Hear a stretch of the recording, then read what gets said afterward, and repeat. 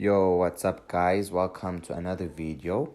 In today's video, I'm gonna show y'all how to hide your WhatsApp status from specific people or contacts. So this will be done from WhatsApp itself.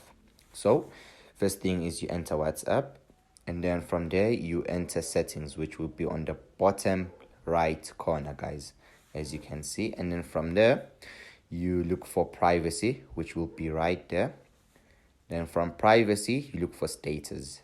As you can see, there is status right there. You click on status. Then as you can see, you have three options. The first one, my contacts. This is where you can allow all your contacts to view your status.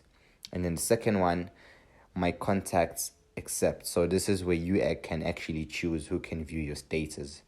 And then the third one, only share with. It's really similar. There's not much of a difference.